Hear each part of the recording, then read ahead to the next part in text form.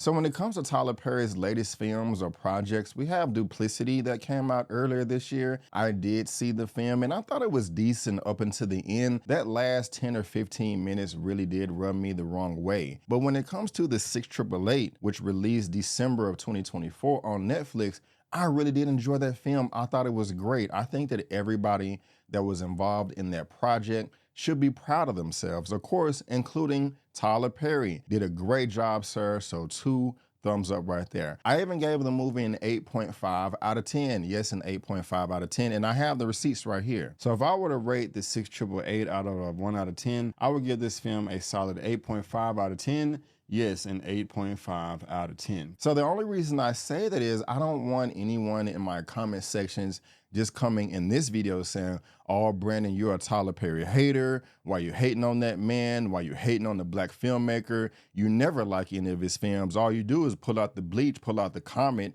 and just say how crappy it is. And you only do that so you can get views, get attention. You a Tyler Perry hater. Why even waste your time? That's not the case. I just said that I really did like 6888, so there you go. But when it comes to this movie right here, Straw, starring Taraji P. Henson, who I love, man, I'm not trying to be funny or anything like that, but this is honestly one of Tyler Perry's worst movies that he's ever made, and I just don't understand what happens sometime when he is writing a script, when he is filming something. So we can talk about it, but geez Louise.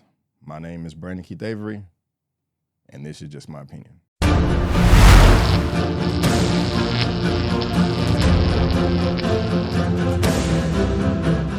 Straw is the latest Tyler Perry film that is gracing your homes for you to stream for your convenience. On Netflix, it is coming in at 1 hour and 45 minutes. I want to say it's a bit shorter than that.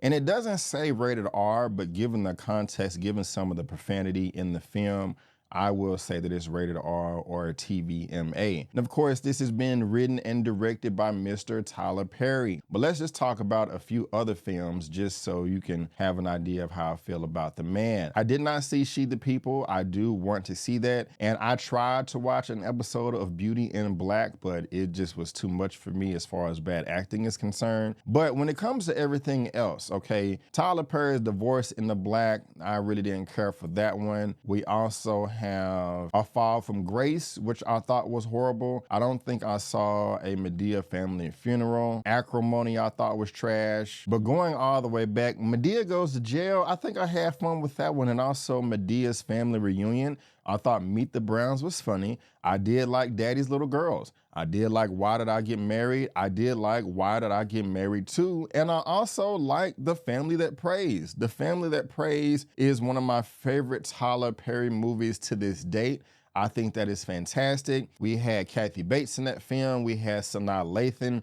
We had a ton of people in this movie. Again, this is my favorite Tyler Perry film. Had Alfre Woodard. I mean, this film was fantastic. It was at least a 9 out of 10 for me. So I just say that to say, I don't just hate Tyler Perry. I don't just crap on his films, on his TV shows. Half of his stuff I like, half of his stuff I don't like. When it comes to a Tyler Perry's project, for me, at this time, it is a flip of a coin. I may like it, I may not like it. I want this man to win. I was talking to another creator on YouTube once in live. They was like, Brandon, he's already winning. Point. But I want it to be where when Tyler Perry has an announcement for a new film or television show, everybody gets excited about it like everybody gets excited about the next Spike Lee film or the next Ryan Coogler film or the next Jordan Peele film or the next Ava DuVernay film. When we hear those black directors, writers, creators, we get excited like, yes, what is this gonna be about?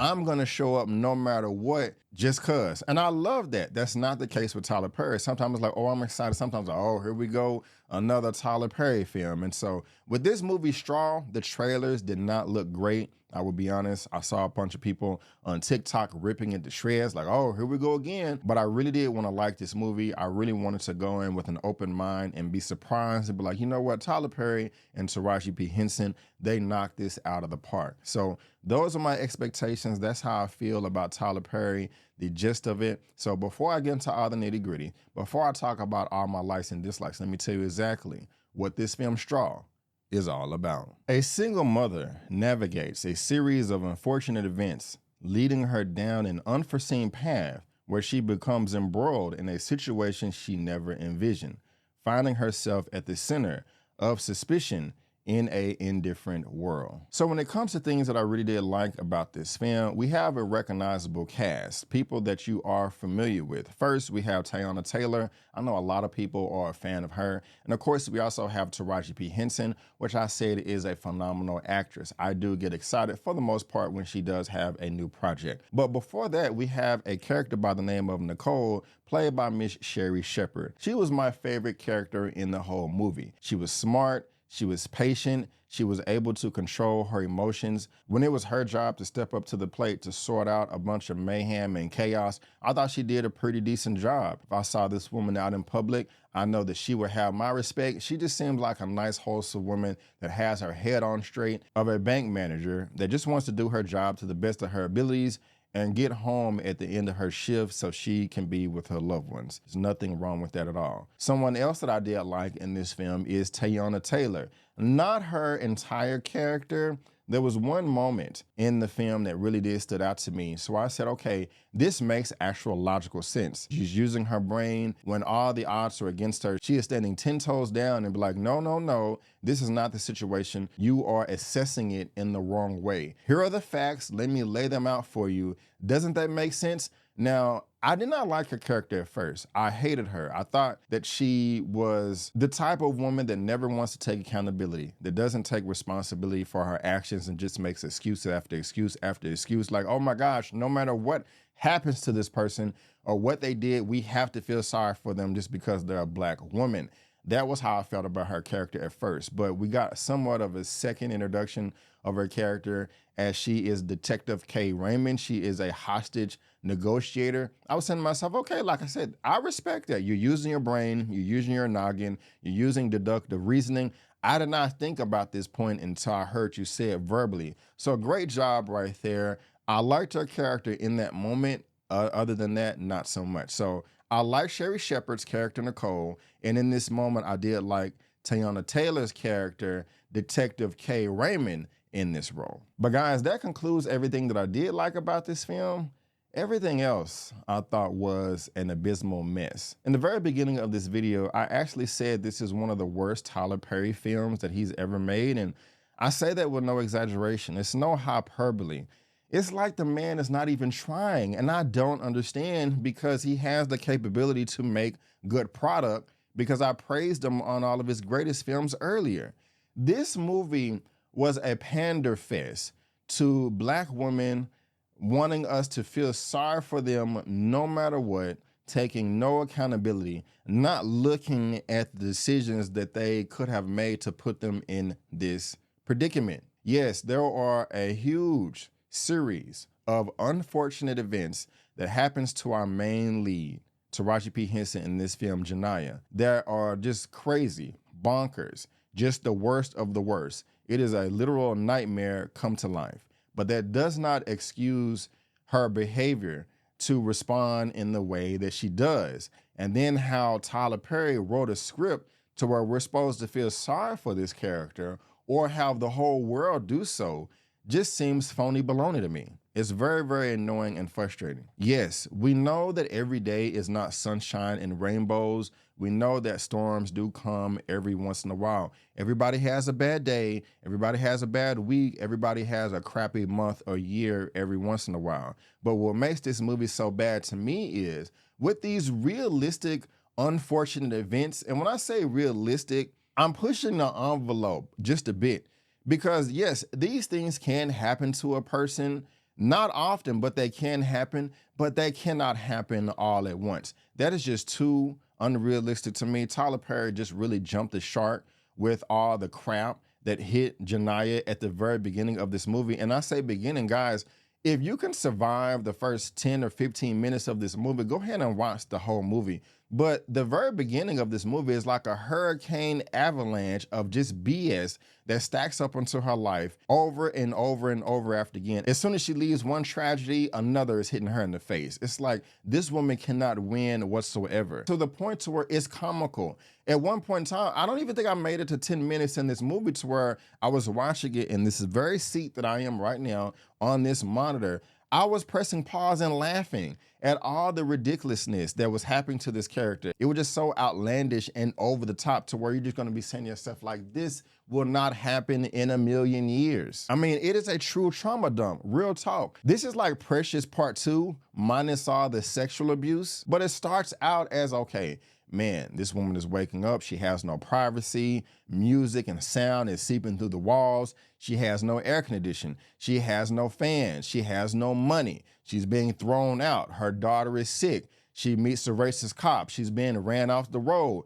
She gets assaulted at work. She gets fired from her job. She gets robbed. Then she robs a bank. It's just like, oh my gosh. And I'm not even really getting into all the details of how each of these scenarios happen. And let's just talk about her boss, Richard, played by Glenn Turman. One of the worst bosses in the world. I mean, gosh, Tyler Perry really wanted you to hate this man. And we've all had crappy bosses before, but I don't think to this degree. I mean, this is an HR issue if I've never seen one before in my entire life. Like, you're fired and get the F out of here. Like, oh my gosh, I need my check. What am I gonna do? I gotta pay my rent. I gotta pay for my daughter's cafeteria lunch fee. I don't give a fuck about that shit. Get out of my office. You fired, so that means I'm gonna put your check in the mail. Ha ha ha ha ha. I'm like, okay, he didn't laugh, but he might as well. I'm just like, who is this cartoon villain right here? What also rubs me the wrong way about this movie is not only do we have all the BS and unforeseen events that Janiyah goes through, Taraji P. Henson's character,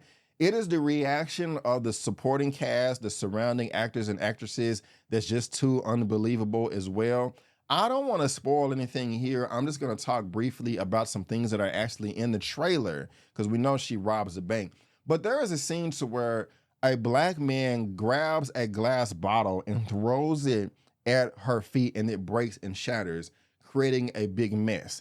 That scene, Janiyah is at work as a cashier behind the counter trying to ring out all of the patrons. The line is backed up. People are trying to get in, buy their stuff, get home, all of that. So in a real world, can you have an ignorant man, ignorant black man, ignorant whoever that is irate with an employee at the store, do something uncalled for, and break a glass? Yes, that can happen. It's a slim chance, but it can happen. There have been men that attack women because they got their feelings hurt because she denied them her phone number. So it is believable. But what is not believable is how everyone responds that is in that proximity. If a black man attacks a woman with a bottle, you're not gonna have other black women that are less than 2, 3, 5 feet away. In any scenario, if that happens in real life, the black man, the black woman, everybody else is gonna attack that man. It's just not gonna go down like that. But it's just like this is the Truman Show, and everybody in the film is just aiming to crap all over Janiyah's character just so you can have a story that's poorly written. I mean, and going back to her boss, I mean, like, this man does not have a heart. He is truly evil to his core. Woman is getting abused at work. She don't have no support at school. She don't have no support nowhere. You fire her, her check is right there, 10 feet away. All you gotta do is hand it to her. You're like, no, I just wanna put it in the mail, get the F out of my office. And guys, she's robbing a bank. Janiyah's robbing a bank, okay? If you see in the trailer, she has a gun. Where did she get the gun? Now, they show you in this movie, I don't want to spoil it for you, but wow, just another example of how ridiculous this movie is. Taraji's character, Janiyah, literally turns into Oye from Black Panther's Wakanda in the MCU. And I'm just like, what is this? We're supposed to believe this? And you won't believe what happens after that. I mean, you're gonna like wanna punch your television screen because it's just like, okay, Tyler, what are you doing? What are you doing, my guy? This is dumb. I don't like the way that black men were portrayed in this movie as well. All of them are trash. All of them are cowards. No one wants to help. They abandon every dangerous situation that they're in. Slight spoiler right here. We know that Janiyah robs a bank. What do the black men do that are in the bank? They're pathetic. They're cowards. Why did Tyler Perry have to write them that way? I don't know. I don't get it. When I was in college, I worked as a teller. I worked as a personal banker as well. So I have a little bit of experience of what some of the characters went through in this film. And given that position, you know that there's a chance that you may get robbed one day, and there's a policy and procedure that you have to follow because of that. And the tellers in this didn't do that either. We have one character by the name of Tessa. Real actress name is Ashley Versher. She was very, very frustrating to me. Just nervous, panicking for no matter what. I know that the woman has a gun, but when you see the context of this scene, you're gonna be saying to yourself, Tessa, stop it. Just give her the money. Why are you over exaggerating? Oh, God! Oh, I don't know what to do. I mean, that's how a character is acting. And about the acting is just not good. And Taraji P. Henson can act. You've seen that trailer, that one scene where she's looking up in the air. Ah! I mean, it's comical. I mean, we've seen Taraji act 10 times better than this. So I don't understand why when she's in this Tyler Perry movie, it just goes down the crapper. The police are idiots. None of them are smart in this movie. The FBI tries to come in all macho like they're just taking over and they don't know what the hell they're doing. If I was a police chief or in charge of this unit, I would have been able to resolve this situation hours ago. But no, they're allergic to common sense. It's just really aggravating. Janaya's daughter is building some device as a science project. I don't even know why Janaya would allow her to make such a thing. Like, hey, baby, this little science project that you built right here, it looks like this. I don't want to spoil it for you. I don't think that's gonna turn over look too well when you turn it into school. I'm gonna have to let you make something else because this is a bad look. Like, what mother in their right mind would allow their child to make this as a science project given the way it looks? See the movie, you'll know exactly what I'm talking about. Cops already look bad in today's climate. This film makes them look worse. I always hate on social media where there can be one clip of a black person or two acting ratchet, doing something stupid, and you'll either have some racist or a self-hating black person come in the comments and be like, look, these are black people right here, the usual suspects. No, this small handful of black people is not a reflection on the 40 million plus black Americans in this country. I just say that to say is I hate it when you have one video or one image of something trying to portray a whole group as a certain way, a certain mindset. But this movie makes black people look stupid as a whole as far as why they're protesting. I mean, Tyler Perry sets it up that way to where he makes the audience want to feel sorry for Taraji P. Henson's character, Janaya, but it is unwarranted. One of the scenes in this movie is a crappy, watered-down version of John Q. He was against the wall in that movie, had no choice, and held up the emergency room at a hospital at gunpoint because he wanted a heart transplant for his son. One of my favorite Denzel Washington movies of all time. In my opinion, that was warranted. But the way that Janaya's character in this film, the way she's depicted, the way that she robs a bank and is getting sympathy from the public, is just laughable, it's disgusting, it's ridiculous. It's a clown show. It wasn't a clown show in John Wick. Like I said, it was warranted. In this movie, it wasn't. This film was shot in 4 days by Tyler Perry, and it shows with the quality of it. The production is not the best. The acting is not the best. The story is not the best. The plot, and nothing is good in this movie. I mean, other than Sherry Shepherd and that one scene from Teyana Taylor, this is just trash. This is awful. And I just don't understand, Tyler. I just don't understand. If we look at your filmography, bro, like, you have so much more coming out in 2025. Like, no one else does this. Like, slow down. You don't have to write all this stuff so fast. Instead of coming out with 10 projects a year, maybe come out with 1 or 2, and the quality could be that much better. You're already winning to a degree, but I want you to win more, Tyler. But this is just frustrating. This is frustrating, and it needs to stop. So just to sum it up, guys, the very beginning of this movie was the worst part, and that sets the tone for the whole entire film. And it's so bad that you just can't get on board with it because it's like, how do we get here? Everything is just ridiculous and over the top. Yes, these things can happen to a person in real life in the most extreme example of circumstances, but not all at one time. That's just not gonna happen. So the plot, the story is just not the best. The acting isn't the best either, from the main cast or the supporting cast. The production quality is low. There's just really not much to like about this film other than when it ends. I said that I like Sherry Shepherd, I did, and I liked a portion of Teyana Taylor, but damn, this was awful. When we watching movies and television shows or plays or whatever, we all wanna root for the protagonist, especially if they're women, and if you're a black person, a black woman. But this was just pandering. It was pandering, pander fest, like there's no tomorrow, and it's kind of embarrassing. I don't know. I'm frustrated, but I'm done. Guys, I will go ahead and give my rating for this at the very end, but I do want to ask y'all this. 1985, Barry Gordy's The Last Dragon, one of my favorite movies of all time. I made a video a few days ago about should there be a sequel, should there be a reboot, a remake, and I think it should be a sequel or a reboot or remake. The thumbnail you're looking at right now on the screen, there is a link to this in the description box of this video and the pinned comments. Go check out that video. It's only about 6.5 minutes long, but go check out that video and let me know in the comment section if you think there should be a remake, reboot, or sequel to Barry Gordy's The Last Dragon. I would really love to hear all your thoughts. So when it comes down to Straw on Netflix, written, directed by Tyler Perry, if I had to give it a rating out of a 1 out of 10, I'm gonna give it a 2 out of 10. Yes, a 2 out of 10. And that 2 just comes from one point is because I like Sherry Shepherd in this film. And another point is because I liked Teyana Taylor during one particular scene. Other than that, this was just an utter failure, and I just want to forget about it as fast as, well, actually, no, I'm probably going to try to do like a spoiler review with Tyra, with Struggle Reviews TV. I don't know. I haven't really asked her yet, but she's going to be going live this weekend, and hopefully I can join and we can have a decent time talking about this movie.